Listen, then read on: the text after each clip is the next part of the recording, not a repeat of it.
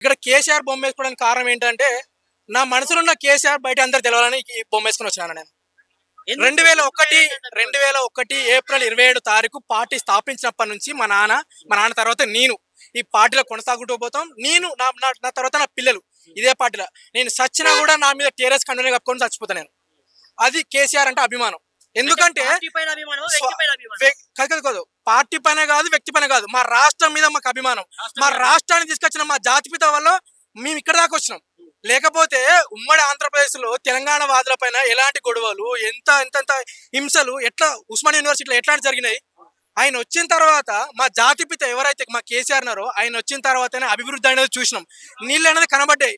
Current అనేది 3 గంటలు పోతే 6 గంటలు వచ్చేది, 6 గంటలు పోతే 3 గంటలు వచ్చేది. అలాంటి పరిస్థితి నుంచి 24 గంటల కరెంట్ కేవలం 5 సంవత్సరాలనే మా కేసీఆర్ తీసుకొచ్చింది. ఆయన జాతిపిత అనొద్దా? ఎందుకు జాతిపిత అనొద్దు అన్న? ఒకటన్నా, మహాత్మా గాంధీ ఒక్కడే మన దేశానికి స్వాతంత్రం తీసుకురాలే అన్న. ఆయన ముందుండి నడిపించి దేశ ప్రజలందరినీ నడిపించి స్వాతంత్రం తీసుకొచ్చిండు ఆంగ్లేయుల నుంచి. కేసీఆర్ కూడా మా ప్రజలు నా వెనుక ఉన్నారు, మాకు స్వరాష్ట్రం కావాలని చెప్పేసి ముందుకు పోయి కేంద్ర రాష్ట్ర ప్రభుత్వంతో కొట్లాడి 2014 స్వరాష్ట్రం సిద్ధింపలేక చేసిన మా కేసీఆర్. ఆయన జాతిపిత ఎందుకన్నా? క్వశ్చన్ నేనేస్తున్నా. జాతిపిత ఎందుకు? నేను అదే చెప్తున్నా కదా. ఇప్పుడు నా క్వశ్చన్ లోనే ఆన్సర్ ఉంది మీకు. ఇప్పుడు గాంధీ నేనే స్వాతంత్రం తీసుకొచ్చా అని చెప్పిన, ఎక్కడ చెప్పలే కదా. ప్రజల్ని మమేకం చేసుకొని ఉప్పు సత్యాగ్రహం అనేక కార్యక్రమాలు చేసి స్వతంత్రం తీసుకొచ్చిండు. మా కేసీఆర్ కూడా ఆయన ఉద్యమాలు అన్న, ఉద్యమకారులు ఏ ఉద్యమకారుడు కానీ మాకు ఇది కావాలని ఆశించాడన్న. ఎందుకంటే ఆయన అన్నం తిన్నాడో, అటుకులు బుక్కిండో, నీళ్ళు తాగిండో తెలియదన్న. ఉద్యమం చేసి తెలంగాణ వచ్చేదే మాకు చాలనుకున్నారన్న. నేను కూడా ఉద్యమకారని గల్ల ఎగిరేసి చెప్పుకుంటా. విద్యార్థి విభాగం నుంచి 2009, 2010, 2012 నుంచి నేను వరంగల్ జిల్లాలో. అంత గొప్ప నాయకుడిని ప్రజలు ఎందుకు వద్దనుకున్నారు సార్? అంటే 10 సంవత్సరాలైనా పాలించిన ఆయన మీద విశ్వాసం ఉన్నది. కాకపోతే ఏమైందంటే ఒక్కసారి అవకాశం ఇద్దాం, 420 హామీలు ఇచ్చింది కదా, ఈ 420% ఏం చేస్తాడో అని చెప్పేసి ఒక్కసారి అవకాశం ఇచ్చింది. ఈ 5 సంవత్సరాలకు నెక్స్ట్ 10 ఏళ్ళు 20 ఏళ్ళు మొత్తం బీఆర్ఎస్ కొట్టుకోపోతే నా పేరు సంతోష్ కాదు. అది ఏం చెప్తున్నాడు ఫైనల్ గా? మళ్ళీ కేసీఆర్ సీఎం అవబోతా ఉన్నాడా? కేసీఆర్ సీఎం అనేది మన సువర్ణ అక్షరాలతో లెక్కించుకోవాలి. 2028 సెప్టెంబర్ 29 తారీఖు 5 సంవత్సరాలు పూర్తి అవుతాయి. ఇప్పుడున్న ప్రజెంట్ ఉన్నటువంటి ముఖ్యమంత్రి గారివి 5 సంవత్సరాలు పూర్తి అవుతాయి. ఆ తర్వాత వచ్చేది కొట్టినా, తిట్టినా, లేచినా, పడ్డా ఏదో రకంగా కేసీఆర్ ముఖ్యమంత్రి కావాలి. ఖచ్చితంగా కేసీఆర్ రాసి పెట్టుకోండి మీరు.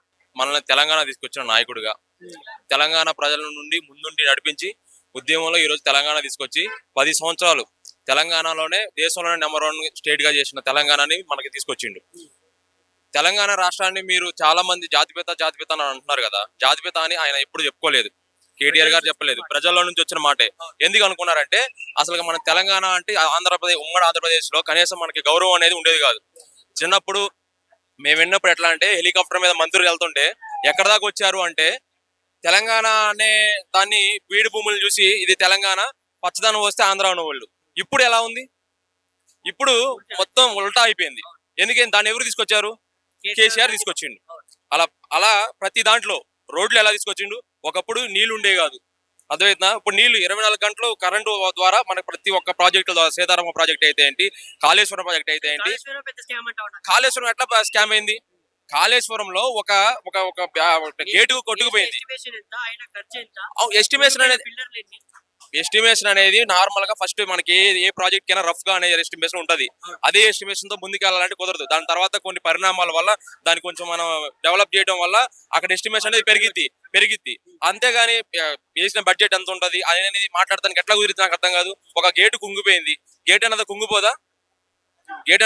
ఎన్నో గేట్లు ఉన్నాయి, ఎన్నో బ్యారేజీలు ఉన్నాయి.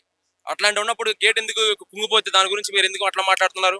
అంటే ఏమి టాపిక్ లేక మీరు ఖచ్చితంగా కేసీఆర్ ని బదనాం చేయాలని ఒక కాన్సెప్ట్ తో వచ్చి తెలంగాణను డెవలప్మెంట్ చేయకుండా కేసీఆర్ ని తిడితే చాలు. ప్రెస్ వాళ్ళు వచ్చి మైకులు పెట్టినప్పుడు కేసీఆర్ ని తిడితే చాలు, అది జనాల్లోకి వెళ్ళిద్ది. డెవలప్మెంట్ ఎవరు పట్టించుకోరు. కేసీఆర్ అసెంబ్లీకి రావాలన్నారు. అసెంబ్లీకి ఒక రోజు వస్తేనే నువ్వు తట్టుకోలేకపోయాను. ఇక డైలీ అసెంబ్లీకి వచ్చి నిన్ను బదనాం చేస్తుంటే నువ్వు ఊరుకుంటావా? కానీ ఇంత మంచి నాయకులు ప్రజలు ఎందుకు వద్దనుకున్నారు? 3వ సారి ముఖ్యమంత్రి ఎందుకు కలగపోయినారంటే చెప్తారా అన్న? ఎందుకు వచ్చావు అనుకుంటే నార్మల్ గా నువ్వు మంచిగా ఒక పర్సన్ తీసుకొచ్చి డైలీ పప్పు కూర వేసి పెడుతుంటే నీకు బోరింగ్ అనిపించింది. నాకు మటన్ బిర్యానీ కావాలని ఒకడు వచ్చి నీకు మటన్ బిర్యానీ పెట్టేస్తా అని చెప్పి తీసుకొస్తారు. అక్కడ నీకు వచ్చి కనీసం మటన్ బిర్యానీ కాదు కదా, తీసుకొచ్చి ఫస్ట్ రోజు మటన్ బిర్యానీ పెట్టి రెండో రోజు నుంచి చట్నీ వేస్తారు. అప్పుడు నీ పరిస్థితి ఎట్లా ఉంటది? అరే పాదవుడే మెరుగు కదరా బాబు, పప్పు వేసి పెట్టిండు, మంచిగా 4 కూరలు వేసి పెట్టిండు, ఈ రోజు నువ్వు కనీసం మటన్ వేసి పెడతా అన్నావు, కనీసం కూర వేసి కూడా పెట్టట్లేదు అని చెప్పేసి తెలంగాణ ప్రజలు ప్రతి ఒక్కరు చూశారు. మార్పు కోరుకున్నారు కానీ మార్పు మంచిగా లేదు. మార్పేది వచ్చి 2 సంవత్సరాలు అవుతుంది. 100 రోజుల్లో 6 గ్యారెంటీలు అమలు చేస్తా అన్నాడు. ఇప్పుడు వరకు 6 గ్యారెంటీలు అమలైనయా? ఎక్కడైనా అమలైన 6 గ్యారెంటీలు? ఏమి అంటే ప్రతి దాంట్లో 6 గ్యారెంటీలు ఏ అమలైన క్వశ్చన్ చేస్తే కేసీఆర్ కాళేశ్వరం కూల్చాడు, కాళేశ్వరంలో స్కామ్ జరిగింది అని నువ్వు ప్రతి ఒక్కటి ఏళ్ళు ఎత్తి చూపిస్తున్నావు తప్పితే అక్కడ నువ్వు పింఛన్లు పెంచుతా ఉన్నావు, పింఛన్లు పెంచినవా, కళ్యాణ లక్ష్మి ఇస్తా ఉన్నావు, సీఎం రిలీఫ్ ఫండ్ కనీసం ప్రతి నియోజకవర్గంలో కూడా సీఎం రిలీఫ్ ఫండ్ ఎక్కడ ఇదివరకు వచ్చినట్టు రావట్లేదు. అవన్నీ మీకు తెలుసు కదా. సీఎం రిలీఫ్ ఫండ్ ఎక్కడ వస్తుందా? కళ్యాణ లక్ష్మి వస్తుందా? 24 గంటలు కరెంట్ వస్తుందా? ఈ రోజు ఇంతమంది అభిమానం చాటుకున్న వ్యక్తి పైన ఇంత విమర్శలు ఎందుకు? ప్రతి ఒక్కరికి ఉంటాయి, అర్థమైందా? శ్రీరామచంద్రుడు లాంటి వాడే మాట పడిండు. మనం ఎంతండి? కేసీఆర్ ఎంతో డెవలప్ చేసిండు, అది తెలుసుకున్న వారికి ఒకటి సంహాజన ఈతులకి మనం అది చెప్పలేము. ఓకే, అర్థమవుతుందా? అది ఎక్కడి నుంచి అన్నా మీరు? మేము ఖమ్మం అండి, సత్తుపల్లి కందుకూరు గ్రామం నుంచి వచ్చాం. ఖమ్మం నుంచి ఇప్పుడు వచ్చారా? ఖమ్మం నుంచి వచ్చాం మేము. అంత దూరం నుంచి ఇప్పుడు వచ్చారు. అంతే, Just ఎంత birthday దూరం? celebrations కోసం. బర్త్డే సెలబ్రేషన్స్ అంతే. ఎట్లా ఒక పార్టీలో కార్యకర్త లేదంటే అభిమానం ఒక అభిమానిగా ఫస్ట్, తర్వాత పార్టీ కార్యకర్తగా అయ్యా. ఫస్ట్ ఒక అభిమాని, కేసీఆర్ తెలంగాణ తెచ్చిన కేసీఆర్ కి ఒక అభిమానిగా ఉండి ఈ రోజు ఒక కార్యకర్తగా నేను ఉన్నాను. అందుకని ఆ కార్యకర్త అక్కడ నుంచి కందుకూరు నుంచి ఇక్కడ తీసుకొచ్చింది.